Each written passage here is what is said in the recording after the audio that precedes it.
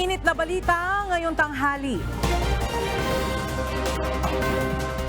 Bilang ng mga Pilipinong walang trabaho tumaas sa 2.15 million ayon sa Philippine Statistics Authority.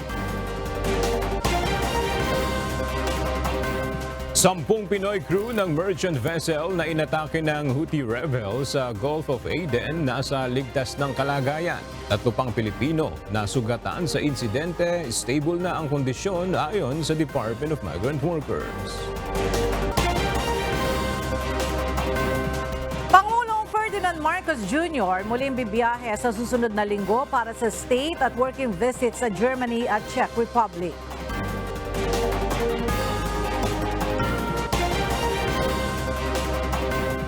Singil sa kuryente ng Meralco tataas ngayong Marso.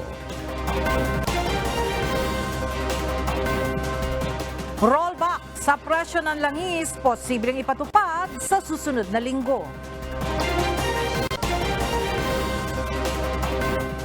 At UNTV Volleyball League Season 2 magsisimula na ngayong linggo, March 10.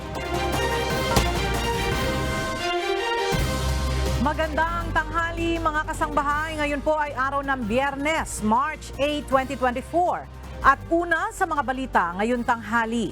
Tumaas ang bilang ng mga Pilipinong walang trabaho para sa buwan ng Enero ngayong 2024. Base sa latest report ng Philippine Statistics Authority, tumaas sa 2.15 million ang mga Pinoy na walang trabaho para sa January 2024. Higit 1 milyong mas mataas kumpara sa 1.6 million na unemployment na naitala noong December 2023. Dahil dito, umakyat sa 4.5% ang naitalang unemployment rate sa bansa para sa unang buwan ngayong taon na mas mataas kumpara sa nakaraang 3.6%. Nilinaw ng Malacanang na walang katotohanan ang kumakalat na kopya ng proklamasyon na nagdedeklarang regular holiday ang March 11, araw ng Lunes, dahil umano sa pagdiriwang ng Eid al-Fitr o Feast of Ramadan ng mga Muslim.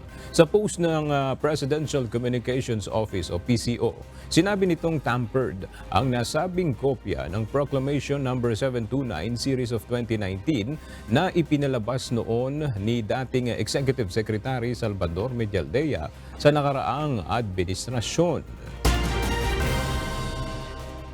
Matapos ang kanyang state visit sa Australia, muling aalis patungong Germany at Czech Republic si Pangulong Ferdinand Marcos Jr.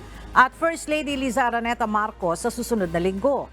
Ayon sa Presidential Communications Office o PCO, ang pagpunta ni PBBM sa Berlin ay sa imbitasyon ni German Chancellor Olaf Scholz para sa isang working visit.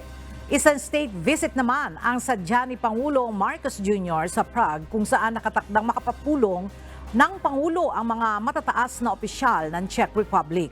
Sa kanyang pagbisita sa dalawang bansa, makakapulong din ni PBBM ang mga malalaking negosyante, gayon din ang Filipino community sa naturang mga lugar. Magtatagal ang working at state visit ng Pangulo mula March 11 hanggang 15. Kinumpirma ng Department of Migrant Workers na nasa ligtas ng kalagayan ang 10 pang Filipino crew na sakay rin ng merchant vessel na tinamaan ng missile strike ng Houthi rebels habang naglalayag sa Gulf of Aden.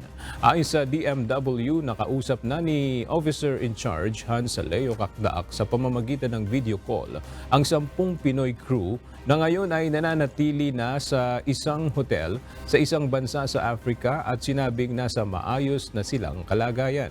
Samantala, nilinaw rin ng ahensya na 3 ang bilang ng mga Pilipinong nasugatan sa insidente at hindi 2 lamang gaya ng naunang nai-report. Sa ngayon ay kasalukuyan lang nagpapagaling ang mga ito sa isang ospital at nasa stable ng kondisyon. Samantala, nakausap na rin ng DMW ang pamilya ng 2 Pinoy seafarers na nasawi sa insidente at tiniyak ang pagbibigay ng kaukulang assistance para sa mga ito. Bilang bahagi ng selebrasyon ng International Women's Month, magbibigay ang Philippine Statistics Authority ng libreng birth at marriage certificate para sa mga kababaihan. Ito ay ipagkakaloob sa unang 100 kababaihan na magta-transact sa mga piling civil registration services ng PSA. Isasagawa ito tuwing araw ng Lunes sa buong buwan ng Marso. Para sa karagdagang detalye, bisitahin lamang ang official social media accounts ng PSA. Samantala, nagkaloob din ng libreng sakay ang MRT-3 at LRT-2 para sa lahat ng mga kababaihan ngayong araw. Nagsimula ang libreng sakay kaninang alas 7 hanggang alas 9 ng umaga. At muling ipagpapatuloy mamayang alas 5 ng hapon hanggang alas 7 ng gabi. Tumitindi ang ginagawang paninira ng mga taong nais na pabagsakin si Vice President Sara Duterte. Ito ang naging pahayag ng pangalawang Pangulo sa kanyang video statement kahapon. Nagiging mas matindi, mapangahas at desperado na ang mga paninira sa akin ngayon. Bahagi ang mga ito ng isang organisadong demolition job na ang layunin ay sirain ang aking integridad at gumawa ng imahe na ako ay isang mamamatay tao, na korap, abusado, taksil at isang warlord. Sinabi ni BP Sara na ang paninirang ginagawa sa kanya ay bahagi ng black propaganda at pamumulitika na ibig siyang makitang mabigo bilang isang public servant. Dagdag pa ng Vice Presidente na hindi ito magiging dahilan para siya ay huminto, kundi para lalo pang pagbutihin ang kanyang trabaho para sa bayan. Salamat sa inyong patuloy na suporta sa aking mandato na itaguyod ang pag-angat ng antas ng edukasyon ng ating mga kabataan. Salamat po sa inyong mga dasal. Tuloy-tuloy ang pangangalap ni Senator Robin Padilla ng lagda mula sa mga kapwa-senador para harangin ang contempt order at pag-aresto sa religious leader na si Apollo Quiboloy. Pero ang isa sa kanila, binawi kalaunan ang pirma. Ang detalye sa ulat ni Herlene Delgado. Ano man ang kahinatnan nitong aking sana yung contempt, ang mahalaga sa akin dito, pinaglalaban ko to kasi demokrasya ito eh. Hindi ito usapin ng kaibigan ko, si pastor, hindi yon. Pinangalanan na ni Senator Robin Padilla ang mga senador na pumabor sa kanya para baliktarin ang contempt order at ang pag-aresto kay Kingdom of Jesus Christ leader Apollo Quiboloy. Sila sina Senators Amy Marcos, Cynthia Villar, Christopher Bongo at JV Ejercito na kalaunan binawi ang pirma ilang oras matapos ang panayam sa media ni Senator Padilla. Anya, nagdesisyon siyang pumirma noong una dahil naniniwala itong ang Department of Justice na ang nararapat mag-imbestiga sa sensitibong issue. Pero matapos anya ang masusing pagsuri sa mga testimonya ng mga testigo at iba pang impormasyon, nagdesisyon siyang bawiin ang kanyang pirma. Lumalabas din anya sa kanyang mga konsultasyon na maaari pa ring imbestigahan ng Senado ang mga kaso, kaya makatitiyak anya si Quiboloy na mabibigyan siya ng patas na oportunidad para ilahad ang kanyang panig. Samantala, tumanggi namang pumirma sina Senators Grace Poe at Raffy Tulfo, bagay na nirerespeto anya ni Senator Padilla. Paliwanag ni Senator Tulfo, iginagalang niya ang desisyon ni Senate Deputy Minority Leader Risa Hontiveros na siyang nangunguna sa Senate Committee on Women, Children, Family Relations and Gender Equality na nag-iimbestiga sa mga aligasyon ng pang-aabuso ni Quiboloy. Karapatan din anya ng mga miyembro ng anumang komite na magkaroon ng salungat na pananaw. Kailangan ni Senator Padilla ng 8 boto mula sa 14 na miyembro ng Senate panel para maharang ang contempt order. Ayon kay Senator Padilla, hindi lang niya basta-basta kaibigan si Quiboloy dahil kasama niya umano ito sa paglaban sa komunismo. Para sa akin, nagiging biktima si pastor kasi nilabanan niya yung NPA. Hindi deserve para sa mga mata ko ng isang tao ang tingin ko bayani sa pakikipaglaban niya sa komunista na naging kasama ko. Ganitong klase papayagan ko maiskandalo. Teka muna. Nasaan ang utang na loob natin sa serbisyo ng taong ito na inalay niya sa paglaban sa komunista? Dagdag ng senador, walang ibinigay na pera sa kanya si Quiboloy noong kampanya, pero may mga naitulong anya sa kanya ang religious leader noong eleksyon. Dasal, napaka-importante nun. Doon sa channel niya sa SMNI, nabigyan niya ako ng airtime na wala akong binabayaran. Yung mga panahon na walang tumutulong sa akin dahil ako naman ay walang pera sa kampanya, wala akong pambayad ng helicopter. Yung helicopter niya, pinahihiram niya sa akin. Yung mga ganong klaseng pabor. Giit ng senador, dapat ipaubaya na sa Department of Justice ang kaso laban kay Kibuloy. Paliwanag nito, nag-iingat din kasi siya kapag may kinalaman sa usaping relihiyon ang issue. Pag sinabi natin kasi na si Pastor Kibuloy, religion nito. Sana mas maintindihan natin na itong kaso na to, hindi ito usapin lang ng isang tao. Ito ay usapin ng isang pananampalataya. Meron tayo sa konstitusyon na paghihiwalay ng religion at ng Estado. Si Senator Villar naman, na isa sa mga pumirma, inaming matagal ng kaibigan si Kibuloy, kaya duda siya sa mga aligasyong ibinabato laban sa religious leader. Pag talaga ko na siya kilala, parang hindi naman siya sa yung panggagawa ng gano'n. Kami ni Amy, pareho namin siya kilala.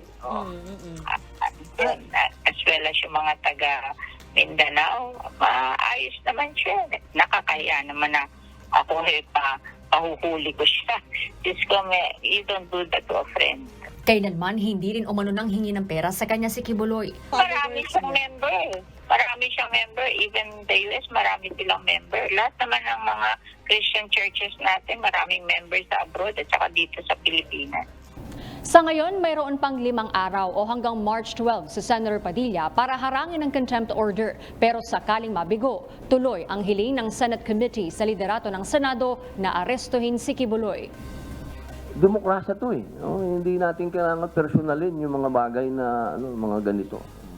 Kaya hindi ako titigil na makumbinsi yung iba pa. Harleen Delgado, UNTV News and Rescue. Diyos ang aming sandigan, serbisyo publiko ang aming pinahahalagahan. Ipinagutos ng Central District of California Judge na si Terry Hatter Jr. ang pag-unseal ng arrest warrants laban sa religious leader na si Apollo Kibuloy at co-accused nito. Kaugnay ito ng mga kasong kinakaharap ng mga ito sa Amerika, partikular na ang conspiracy to engage in sex trafficking by force, fraud, coercion, sex trafficking of children, conspiracy at cash smuggling.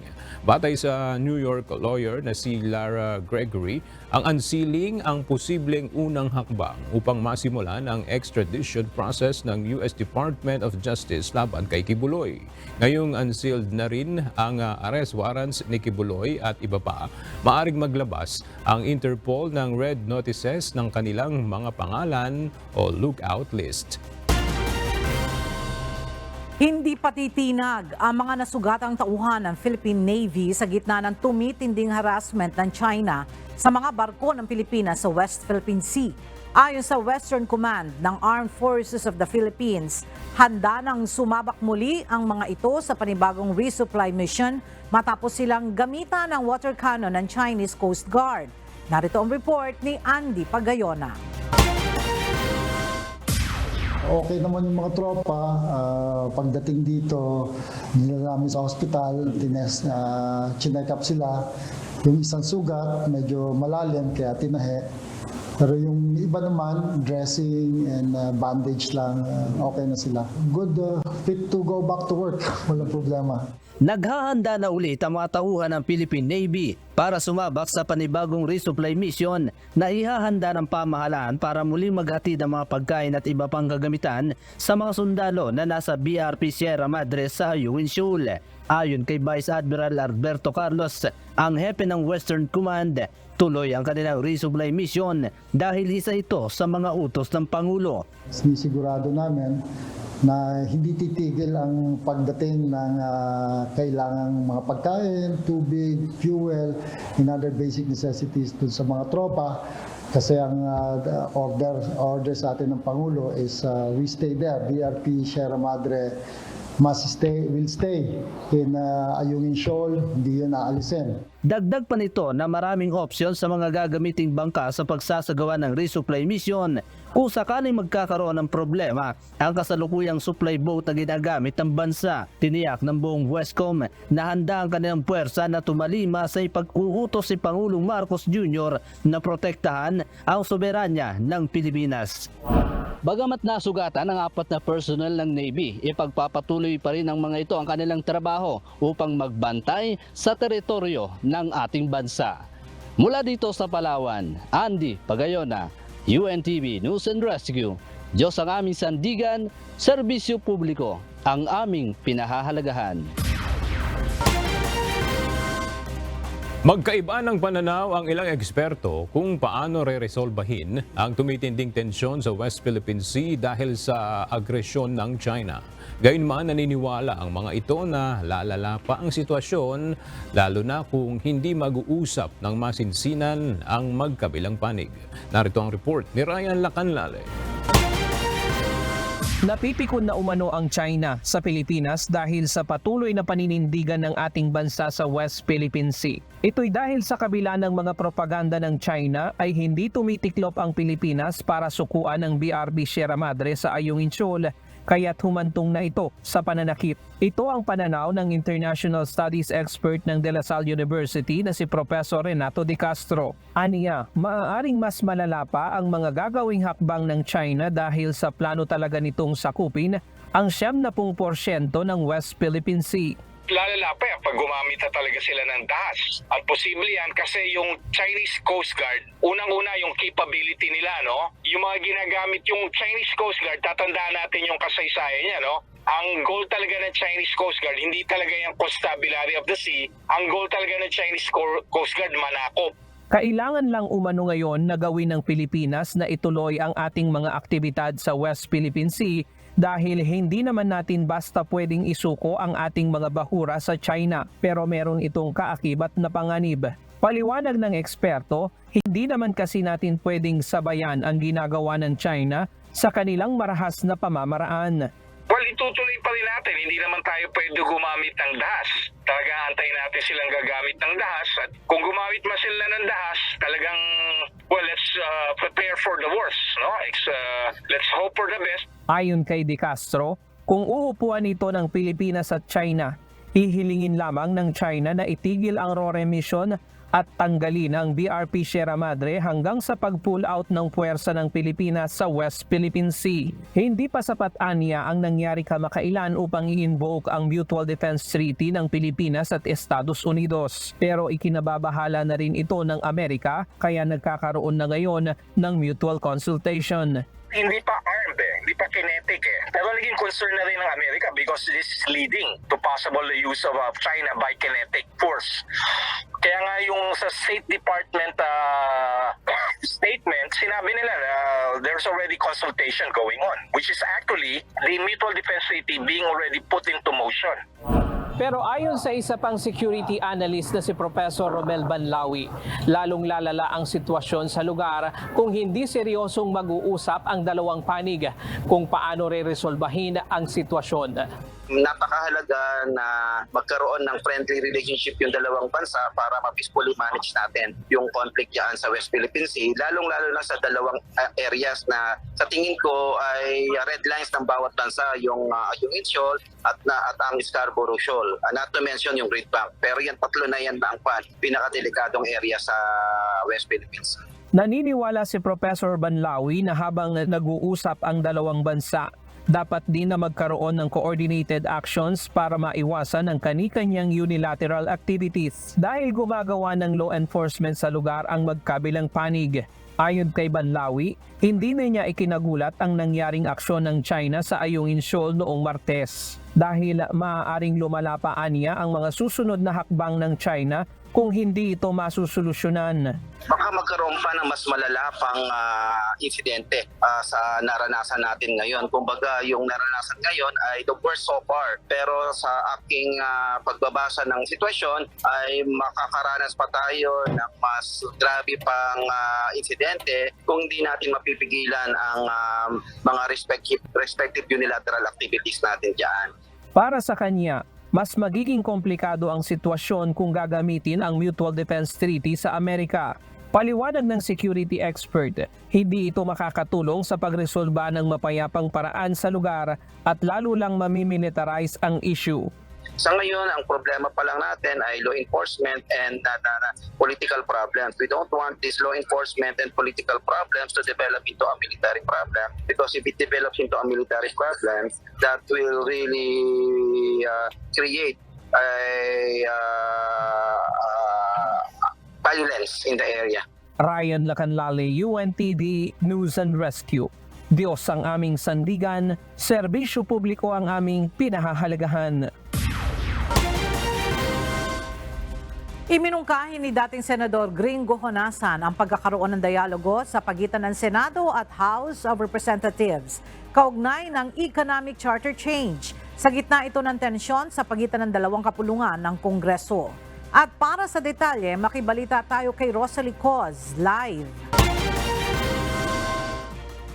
Rosalie, ano ba ang masamang epekto na nakikita ni dating Senador Gringo Honasan sa sagutan ng mga senador at kongresista? Ella, hindi makabubuti sa bansang naibubunyag ang kalakasan at kahinaan nito bilang isang demokrasya sa temporary friends and allies ng bansa. Ito ang binanggit ni dating Senador Gringo Honasan kaugnay ng nangyayaring bangayan sa publiko ng mga senador at kongresista. Anya, maaaring pag-usapan sa isang dialogo ang magkasalungat na bersyon ng dalawang kapulungan ng Kongreso sa panukalang economic amendments sa 1987 Constitution. Kabilang na ang issue kung magkasama o magkahiwalay bang boboto ang mga miyembro ng Kongreso sa panukalang amyendahan ang saligang batas. Hindi tiyak ang kapalaran ng economic charter change sa Senado, lalo na't aminado si Senate President Juan Miguel Zubiri na malaking hamon ang pagkuha ng majority vote para rito. Samantalang sa Kamara naman, sisimulan na ang plenary debates kaugnay ng panukalang economic amendments at target itong maaprubahan second reading sa susunod na linggo. Balik sa iyo, Ella. Maraming salamat, Rosalie Coz.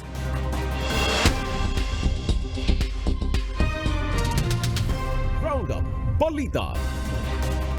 Nakauwi na sa bansa ang 32 overseas Filipino workers o OFW mula sa Israel kahapon.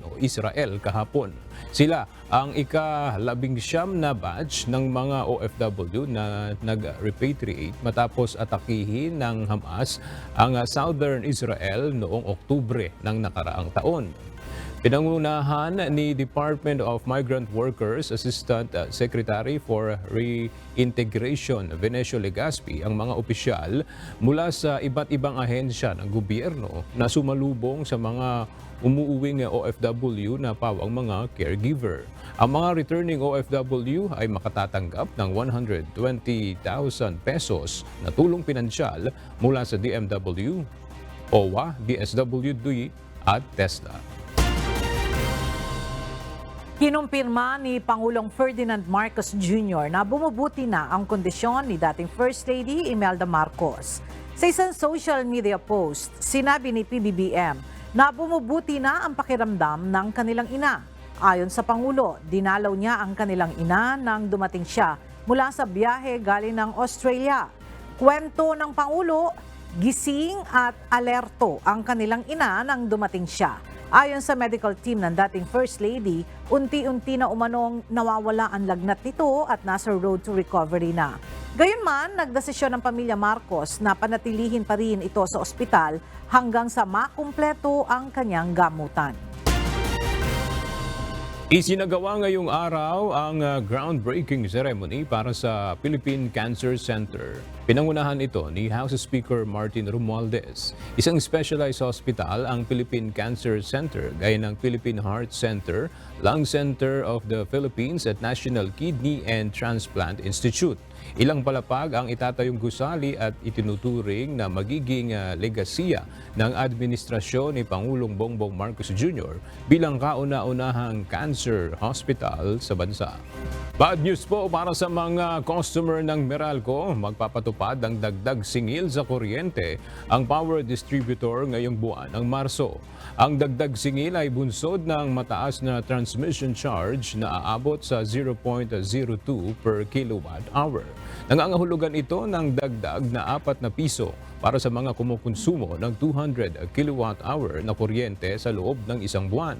Dagdag na 6 na piso kung 300 kilowatt hour, 8 pesos kung 400 kilowatt hour at 10 piso naman kung umaabot ng 500 kilowatt hour ang konsumo. Samantala, good news naman para sa mga motorista. Posibleng magpatupad ng panibagong oil price rollback ang mga kumpanya ng langis sa susunod na linggo.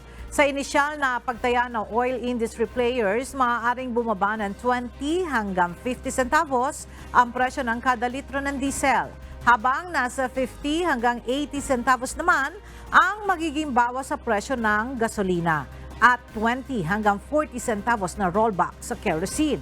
Ang panibagong oil price adjustment ay bunsod pa rin ng pabago-bagong demand ng langis sa China at Estados Unidos. Nananatili pa ring hamon ang issue ng right-of-way sa ginagawang konstruksyon ng Metro Manila Subway Project. Pero ayon sa Department of Transportation, patuloy silang nakikipagnegosasyon sa mga private property owner upang maisaayos ang right-of-way at hindi maantala ang proyekto. Ang detalye sa report ni JP Nunez. Nasa 55% pa lang ng right-of-way na dadaanan ng Metro Manila Subway Project ang naisasaayos ng Department of Transportation. Ang kabuuan ng proyekto ay mula Valenzuela City hanggang sa Bikutan sa Parañaque. Ayon sa DOTR, nananatili pa ring hamon sa ngayon ang issue sa right-of-way dahil may mga private property na tatamaan ng proyekto. Kasama dito ang mga private property sa mga subdivision na mayroong mga bahay. Patuloy naman anilang kinukumbinsi ng DOTR ang mga may-ari ng property at ipinapaliwanag na wala namang magiging epekto ang konstruksyon at operasyon ng subway dahil sa ilalim ng pagkakahukay nito. There will be no effect as far as construction of the tunnel is concerned. Yung kanilang mga pag-aari, yung kanilang mga bahay will continue to be safe, no, during the construction and during the operation of the subway. Mayroon din anilang property ng Department of Education sa Pasay City ang tatamaan ng proyekto. May building na nakatayo dito na idineklarang important cultural property. Isa sa mga problema namin, yung isang station natin ay may tatamaan na isang building, no, na pag-aari ng Department of Education, no, and that building is considered a heritage site, no. So kailangan important cultural property. Ayon sa DOTR, sakaling hindi pumayag ang isang private property owner sa negosasyon para matuloy ang proyekto, pwede namang daanin sa expropriation proceedings. Ibig sabihin nito, maghahain ng kaso ang DOTR sa korte para bigyan ng karapatan ang ahensya na magamit ang mga property para sa pampublikong pakinabang. Samantala, kahapon sinimulan ng paandarin ang tunnel boring number 3 sa North Avenue Station ng Subway Project. Ayon sa Department of Transportation, sa loob ng 12 buwan, inaasahang tatagos itong tunnel boring machine mula dito sa North Avenue Station hanggang sa Tandang Sora Station at meron niyang haba na 1.7 kilometers. Bahagi ang North Avenue Station ng Contract Package 101 ng proyekto kung saan binubuo ito ng 4 na mga istasyon kasama ang depot sa Valenzuela. Kumpiyansa naman ang DOTR na mabubuksan ang kauna-unahang subway sa bansa sa taong 2029. Pero pagsapit ng 2028, maaaring mabuksan muna ang partial operation nito mula sa Valenzuela Station hanggang Ortigas Station. JP Nunez, UNTV, News and Rescue. Diyos ang aming sandigan, serbisyo publiko ang aming pinahahalagahan. Magpapatupad ng heat stroke break at blood pressure monitoring ang Metropolitan Manila Development Authority o MMDA sa kanilang mga personnel ngayong nagsisimula ng maramdaman ang mainit na temperatura. Ayon sa mga MMDA personnel na naka-duty sa kalsada, talagang matinding init na ang kanilang nararanasan, lalo na pagsapit ng 1:00 hanggang 5:00 ng hapon. Ang detalye sa ulat ni JP Nunez. Medyo mainit talaga, tutok yung 1:00, 2:00. Kahit 5:00 nga, masakit pa rin sa balat dahil sa init. Mas mainit ngayon compare last year. Yung parang gusto mong maligo sa maraming tubig, sa maraming yelo, ganon. Yung feeling mo kapag sobrang init. Ganito inilarawan ng mga traffic personnel ng MMDA na nakadeploy sa field ang nararanasan nilang matinding init ng panahon. Naka-duty sila sa pagitan ng 1:00 ng hapon hanggang 9:00 ng gabi. Ayon sa kanila, pagsapit ng 1:00 hanggang 5:00 ng hapon ay talagang nakakapasong init ang kanilang nararamdaman. Kanya-kanya tuloy sila ng diskarte para malabanan ang matinding init. Minsan sa gilid-gilid na lang, magpapaano ng kung may mga silungan konti. Tapos, yun nga, tubig. Kailangan dala ako lagi tubig. Tubig lang talaga, inom ka ng tubig. Yun lang usually talaga para maibsan yung init. Dahil dito magpapatupad ang MMDA ng heat stroke break sa mga personnel at magsasagawa rin ng regular na monitoring ng kanilang blood pressure.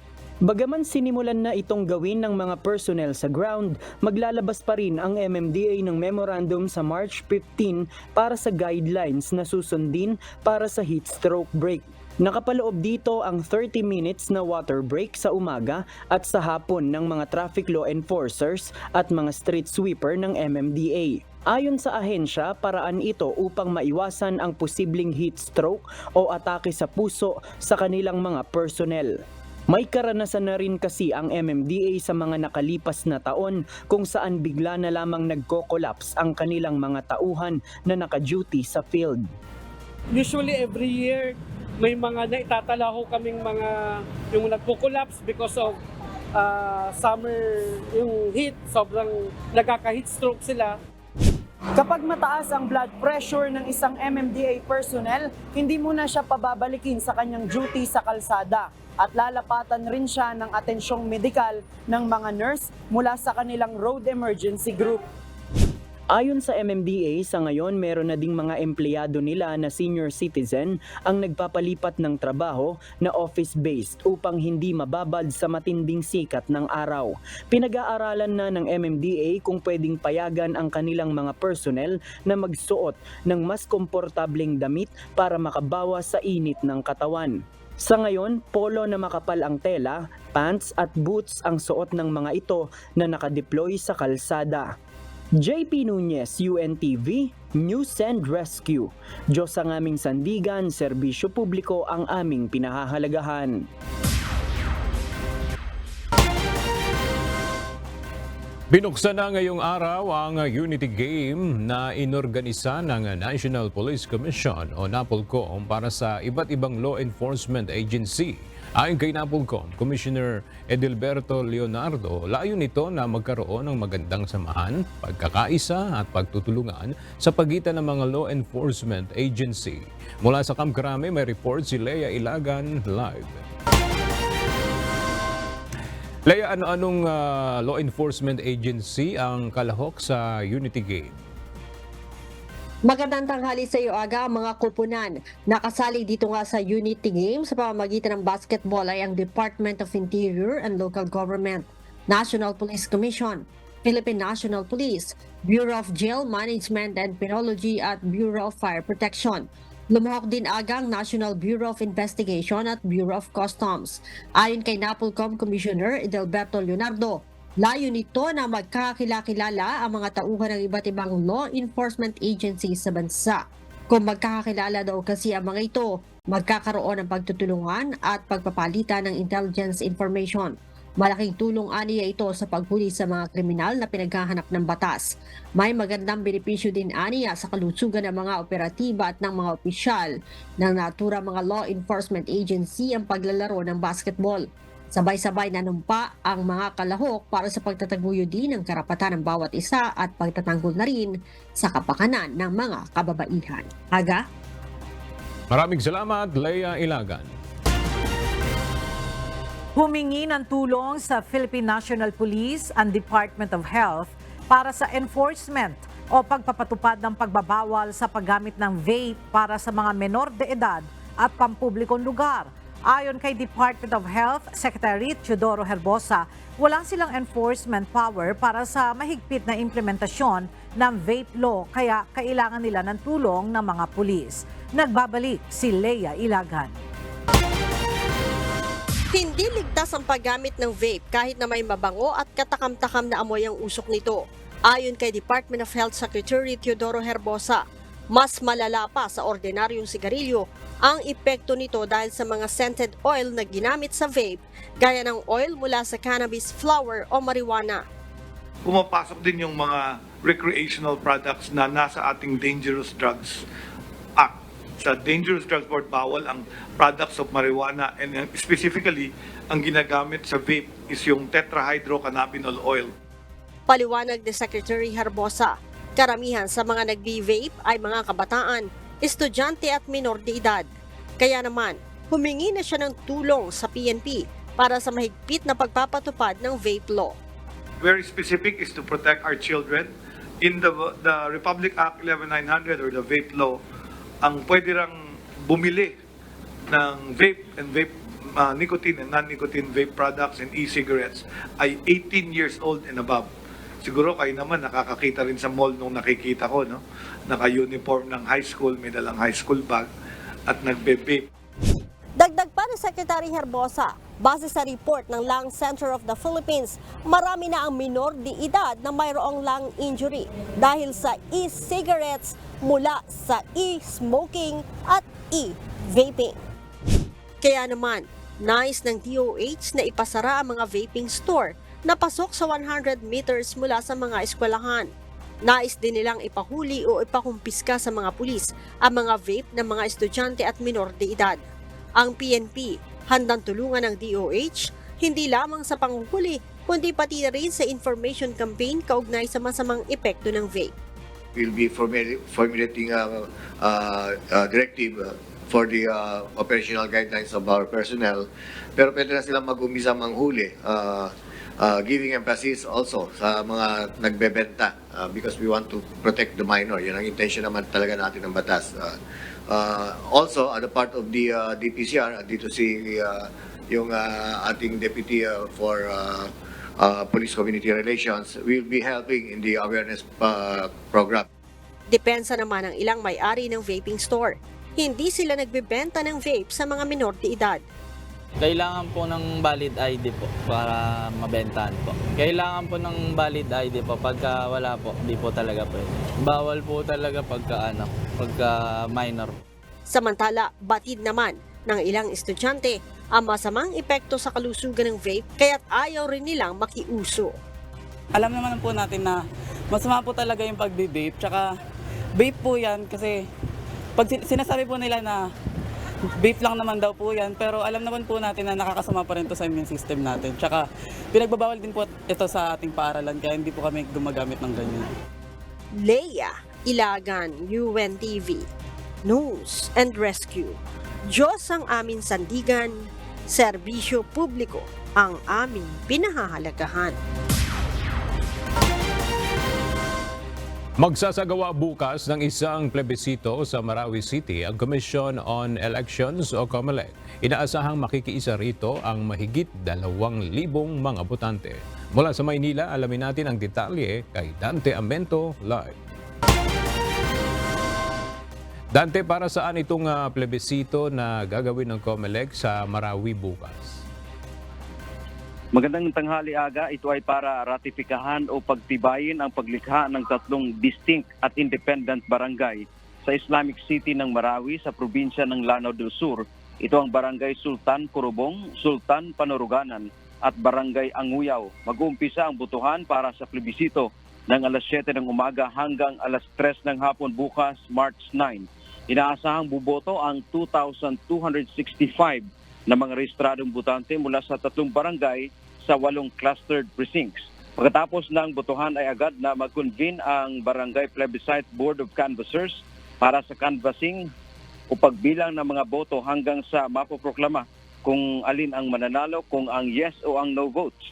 Nag-inspeksyon na rin ang Commission on Elections at gayon din ang mga tauhan ng mga otoridad sa mga presintong gagamitin. Handa na rin ang seguridad para sa pagdaraos ng plebisito. Samantala sa April 13, 2024 ay isa pang plebisito ang gagawin din ng COMELEC sa Bangsamoro Autonomous Region in Muslim Mindanao, Ubar. Yan man ang ating update mula dito sa Maynila. Balik sa iyo, Aga. Maraming salamat, Dante Amento. Pinangangambahan ngayon na maapektuhan ng El Nino phenomenon ang mahigit sa 3,000 ektarya ng sakahan sa Calabarzon Region. Ayon sa National Irrigation Administration o NIA, nagsasagawa na sila ng rotational water delivery upang maagapan ang mga natutuyong palayan sa rehiyon. Mula sa Calamba, Laguna, narito ang report ni Christian Lopez live. Christian, ano-anong bayan sa Region 4A ang apektado na ng tagtuyot? Yes, magandang tanghali, Ella. Kabilang sa mga tinutukoy na bayan ng National Irrigation Administration o NIA, na apektado na ng tagtuyot ay ang bayan ng Lian, Nasugbo sa Batangas at Santa Maria, Laguna. Ayon sa NIA, aabot na sa 3,222 hektarya ang posibleng maapektuhan ng matinding tagtuyot sa rehiyon dulot ng El Nino phenomenon. Nagkaroon po ang NIA, Calabarzon po ng El Nino Action Plan. Dito po ay naghanda kami sa forecast ng El Nino sa pagtukoy po ng mga vulnerable areas na posibleng maapektuhan ng El Nino. At ang NIA Calabarzon po ay nakatukoy ng nasa 3,222 hectares po na posible po maapektuhan ng El Nino po. Sinabi rin naman ni Engineer Precious Palacol ng NIA 4A sa ngayon, sasagawa na sila ng rotational water delivery upang tugunan ang pangangailangan sa patubig at maiwasan ang mga pagkatuyo ng sakahan. Nakaranas po sila ng tagtuyot at na-actionan din po ito ng NIA through sa rotational water delivery po natin. Agaran din po sila nakapagpatubig upang ma-sustain po agad yung pagkatuyo po ng ating mga sakahan po. Ella, samantala, bukod sa palayan, hinihikayat naman ng NIA Region 4A ang mga Irrigators Association at mga magsasaka sa rehiyon sa Calabarzon na magtanim ng ng ibang commodities na hindi masyadong nangangailangan ng tubig upang makatipid. At yan ang balita. Balik sa'yo, Ella. Maraming salamat, Christian Lopez. Matapos ang isang buwang pamamalagi sa evacuation centers, ililipat na ngayong araw ang mga evacuee ng Masara landslide sa Davao de Oro sa temporary shelter. Hindi na maaaring bumalik ang mga ito sa kanilang tirahan na matagal nang idineklarang no-build zone ng Mines and Geosciences Bureau ng DENR. Mula sa Davao City, makibalita tayo kay Lalaine Moreno live. Lalaine, ilang pamilya ba ang ililipat sa temporary shelter at maayos naman ba ang kanilang lilipatan? Ella, out of 811 families na kasalukuyan nasa evacuation center ay 80 na pamilya muna ang ililipat ngayong araw habang ang ibang pamilya naman ay ililipat sa mga susunod na linggo dahil ongoing pa ang pagsasaayos ng isa pang temporary shelter na kanilang lilipatan. At ang kanila namang temporary shelter ay mayroong supply ng kuryente, supply ng tubig, mayroong palikuran at mayroon ding kusina na tinayo ng provincial government ng Davao de Oro. Uumpisahan ng paglilipat ngayong araw sa mga temporary shelter ng mga evacuees ng Masara landslide. Ito ay matapos ang kanilang pamamalagi ng isang buwan sa evacuation centers dahil sa landslide. Ipinagbawal na kasi ng lokal na pamahalaan na bumalik pa sa kanilang lugar. Ayon sa Mines and Geosciences Bureau 11, matagal nang idineklarang critical at no-build zone ng Barangay Masara dahil gawa sa mga natunaw na volcanic rocks ang lupa dito kaya malambot. At At para wala nang may magtatangkang bumalik sa lugar, bantay sarado na ng mga pulis ang daan papasok sa Barangay Masara. Ilang mga empleyado na lang ng Apex Mining Corporation ang makadaraan dahil malapit doon ang kanilang mining site. 89 na pamilya lamang ang lilipat sa temporary shelter habang hindi pa tapos ang ibang lugar na paglilipatan ng ibang pamilya. Ang temporary shelter ay gawa sa tent na absorbent. May sapat ito na espasyo para makadaloy ang ihip ng hangin. Mayroon na rin itong supply ng kuryente at mga charging stations, palikuran at kusina. And muna ang ating balita mula rito sa Davao de Oro. Balik sa iyo, Ella. Maraming salamat, Lalaine Moreno.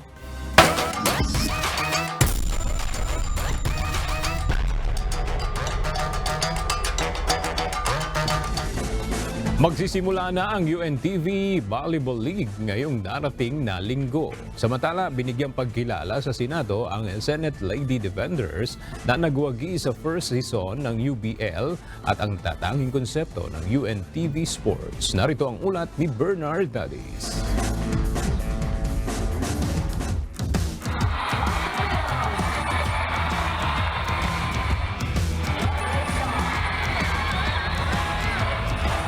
Arangkada na muli ang UNTV Volleyball League ngayong darating na linggo, March 10, 2024, alas 12 ng tanghali sa Rizal Memorial Stadium. Noong Season 1, 6 na koponan mula sa iba't ibang sangay ng pamahalaan ang nagpakitang gilas pagdating sa volleyball.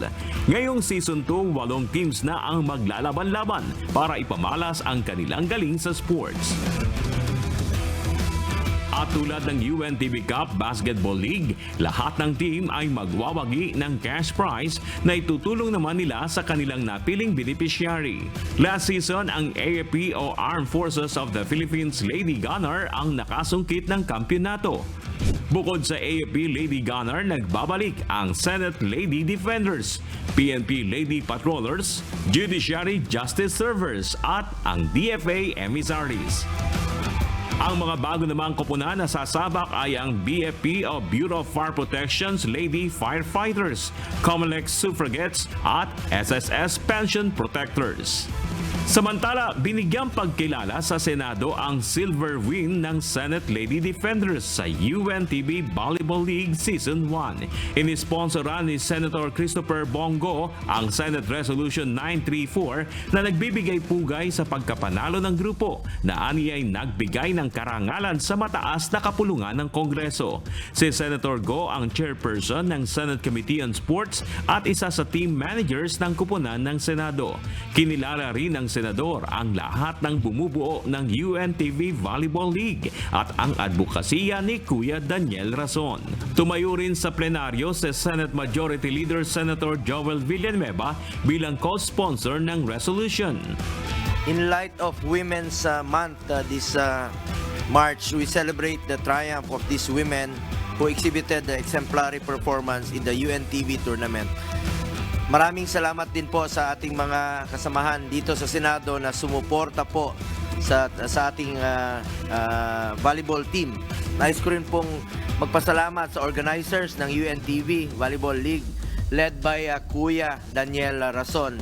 At hindi lang po sa volleyball, pati po sa basketball. Ang dami pong natutuwa and it promotes camaraderie. Kinilala rin ng Senado ang natatanging konsepto ng UNTV Sports na Liga ng Public Servants. Hindi lang sports ang bida, kasama din dito ang pagkakawang gawa. As Liga ng mga Public Servants has always been known for its charitable work through sports like basketball. Now the spirit of charity and sportsmanship has been expanded to include the field of volleyball. Sama-sama nating tunghayan at abangan ang pagtatagisan ng mga public servant para sa kanilang mga beneficiary. Matatandaang noong Season 1 Finals, inanunsyo ni Kuya Daniel Rason ang ilang pagbabago para sa Season 2 ng Liga.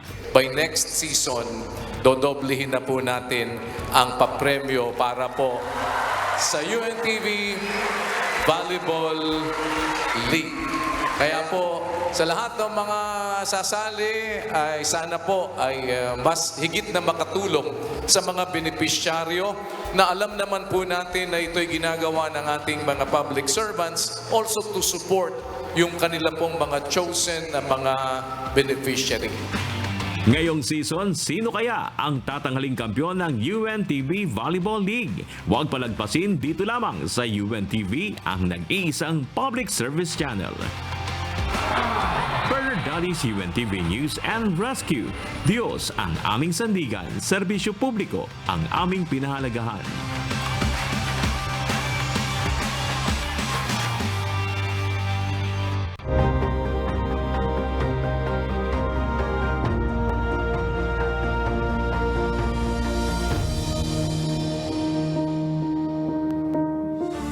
Dream come true para sa Rizal Police Provincial Office ang kanilang kahilingan sa Members Church of God International.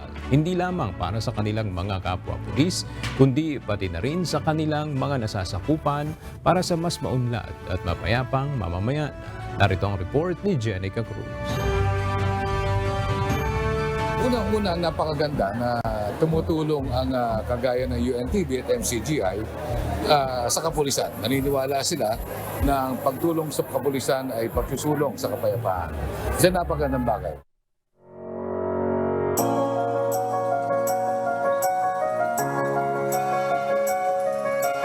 December 28 noong nakaraang taon nang magsagawa ng Memorandum of Understanding ang Members Church of God International sa pangunguna ng overall servant na si Kuya Daniel Razon at ng Rizal Police Provincial Office sa pangunguna naman ni Police Colonel Felipe Maragun. Sa nasabing pagpupulong, napagkasunduan ang pagtutulungan ng MCGI at Rizal PNP para sa mas sibayong paglilingkod sa ating mga kababayan sa probinsya ng Rizal. Noong araw din yon ay nagsagawa ng medical mission para sa mga pulis ng Rizal at maging sa kanilang mga kamag-anak.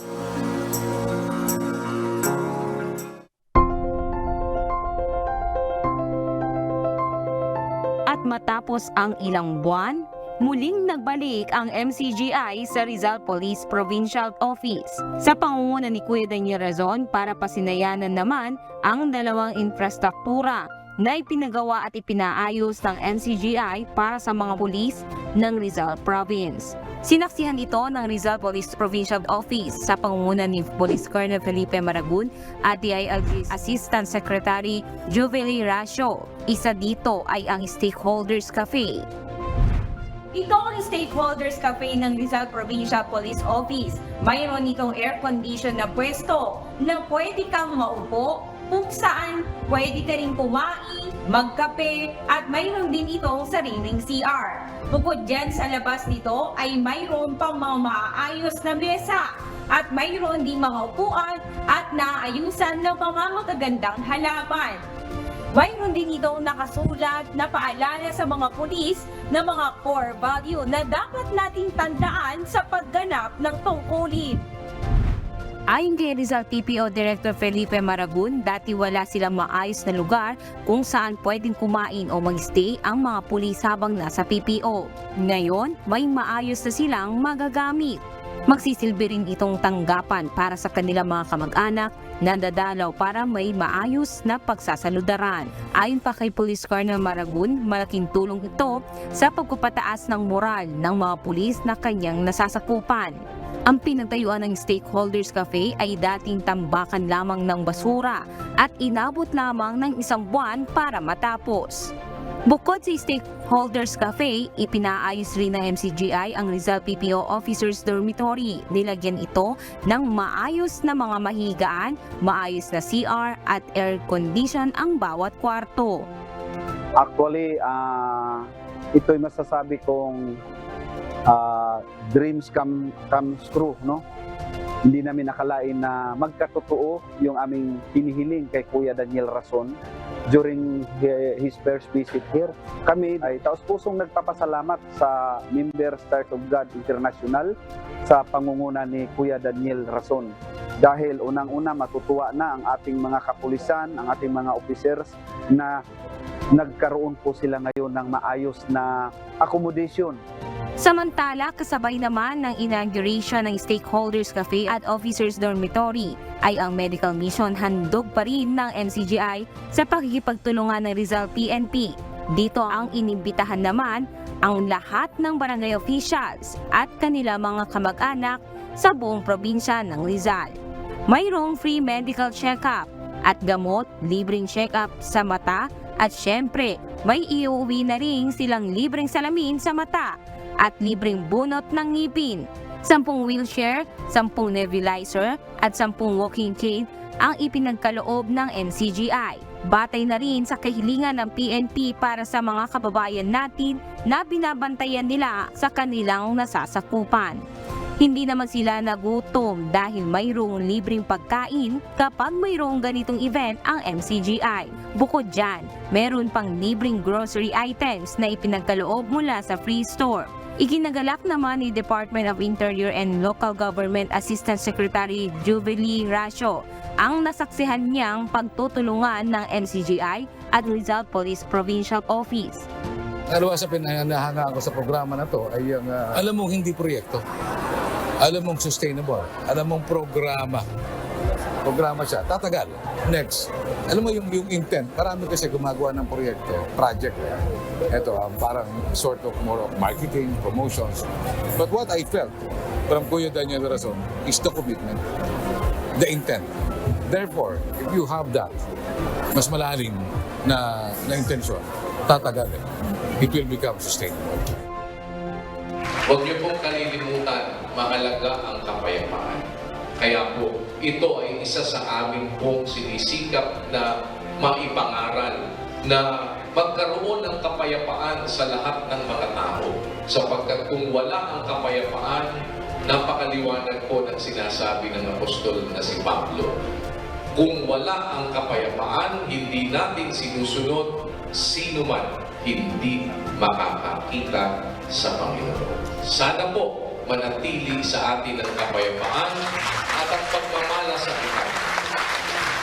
At kagaya ng inilagay ni Colonel na napili niyang talata, napakaganda ng verse na kanyang pinili na inilagay sa harap ng dormitory po ng ating mga officers. Gawin ninyo sa pag-ibig ang lahat ninyong ginagawa.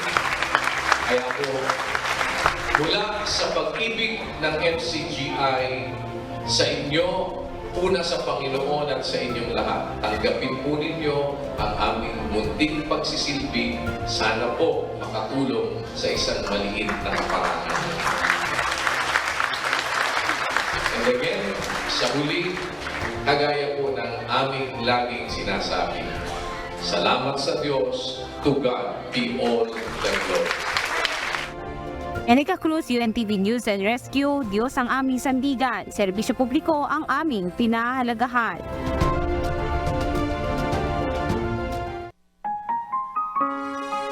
At sa ating pong iiwang mga salita ng Diyos na ating sandigan mula sa aklat ng Jeremias, Kapitulo 17, versikulo 7 hanggang 8 na nagsasabi, mapalad ang tao na tumitiwala sa Panginoon, at ang pag-asa ay ang Panginoon, sapagkat siya'y magiging parang punong kahoy na itinanim sa tabi ng tubig at nag-uugat sa tabi ng ilog at hindi matatakot pagka ang init ay dumarating, kundi ang kanyang dahon ay magiging sariwa at hindi mababalisa sa taon ng tagtuyo o maglilikat man ng pagbubunga.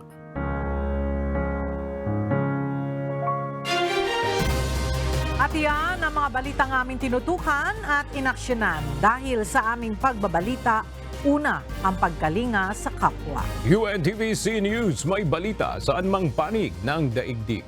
At dito sa UNTV, Diyos ang aming sandigan, serbisyo publiko ang aming pinahahalagahan. Magandang tanghali.